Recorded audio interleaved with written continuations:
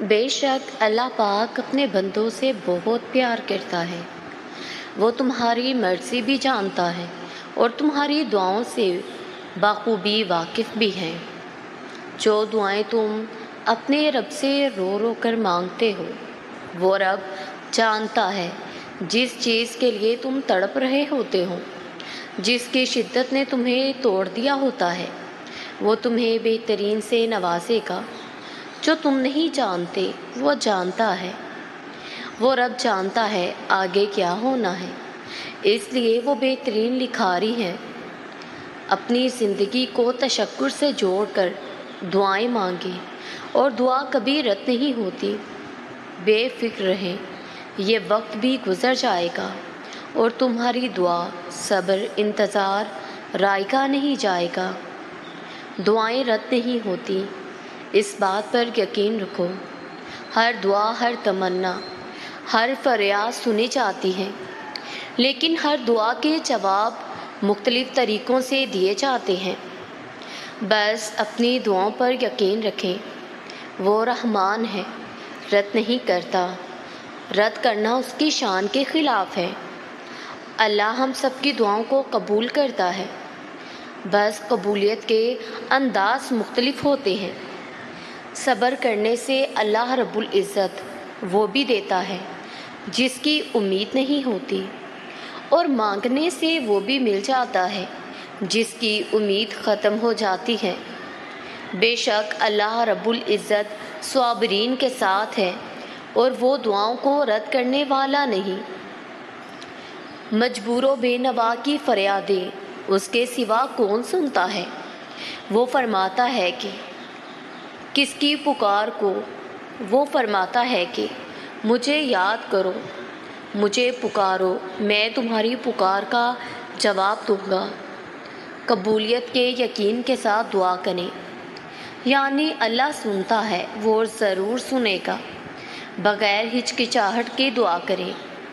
نبی کریم صلی اللہ علیہ وآلہ وسلم نے فرمایا کہ جب تم میں سے کوئی آدمی اللہ کے آگے اپنی خواہش کا اظہار کرے تو زیادہ سے زیادہ مانگے، کیونکہ وہ اپنے رب اللہ عز و جل سے مانگ رہا ہوتا ہے جو سب کچھ دینے پر قادر ہے۔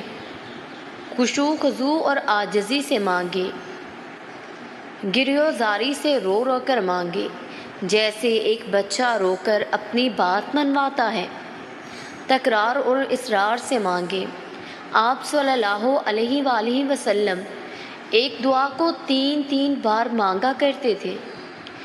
دعا کی قبولیت میں انسان جلد بازی نہ کرے کہ مایوس ہو کر تھک جائے اور دعا کرنا چھوڑ دے کہ میری دعا تو قبول ہی نہیں ہوتی۔ یہ نہیں کرنا چاہیے۔ کبھی کبھار ہم دعا کرتے تو ہیں، لیکن اللہ سے اس طرح مانگتے نہیں۔ وہ شدت اور تڑپ جو اللہ کو چاہیے وہ ہمارے اندر نہیں آ پا رہی ہوتی، کیونکہ ہم خود سے اتنا تھک جاتے ہیں کہ مانگنا بھول جاتے ہیں، انداز ہی بدل جاتے ہیں۔ اور اسی تھکاوٹ میں جب تم ٹھان لیتے ہو کہ نہیں، تم نے تھکنا نہیں، تم نے اب بھی مانگنا ہے، تو تمہارا یقین اس ذات پر ایسے ہی تو بڑھتا ہے۔ جب ہم روتے ہیں، ہماری جن آہوں سے واقف وہ ذات ہوتی ہے، وہ ہم پر ترس ایک دن ضرور کھاتی ہے، تو وہ کہتا ہے مجھے رو کر دکھا، اپنے آنسو صرف میرے سامنے بہا کر دکھا دو تو میں ضرور دوں گا۔ اور جب تم مانگنے میں حد کر دیتے ہو تو وہ دینے میں بھی حد کر دیتا ہے۔ اور اگر تم راتوں کو اٹھ اٹھ کر مانگو اور تم سجدوں میں سر گرا کر رو رو کر مانگو تو ایسا ممکن ہی نہیں وہ نہ دے جس نے یہ جھولی بھرنے کے لیے بنائی ہے۔ بس وہ اسے خالی کر کے تمہارے مانگنے کے حصے میں چھوڑ دیتا ہے۔ تمہارا فیصلہ تمہارے ہی ہاتھوں چھوڑ کر وہ تمہیں وہی دیتا ہے جو تم پوری شدت اور یقین سے مانگتے ہو۔ دعا کرتے ہوئے اپنے آنسوؤں کو نہ روکا کریں، ان آنسوؤں کو بہنے دیا کریں، کیونکہ ان بہتے ہوئے آنسوؤں میں بھیگی ہوئی دعائیں ہی آپ کے دل کو سکون پہنچائیں گی اور آپ کے زخموں کو اندر سے بھر دیں گی۔ اللہ کے سامنے اپنا دل مکمل کھول کر رکھ دیا کریں، وہ سننے والا ہے، بس ایک وہی تو سنتا ہے۔ بے شک میرا رب دعاؤں کا بہت سننے والا ہے۔ کچھ لوگوں کا ہمارے دل میں مقام ہی الگ ہوتا ہے، وہ ہمیشہ ہماری دعاؤں میں رہتے ہیں، ایک خوبصورت یاد بن کر، ایک خوبصورت سا احساس بن کر۔ وہ آنکھوں سے تو دور ہوتے ہیں مگر دل کے بے انتہا قریب ہوتے ہیں۔ ان کی خصوصیت یہی ہے کہ وہ ہمیں خوش دیکھ کر خوش اور ہمیں غمزدہ دیکھ کر غمزدہ ہو جاتے ہیں۔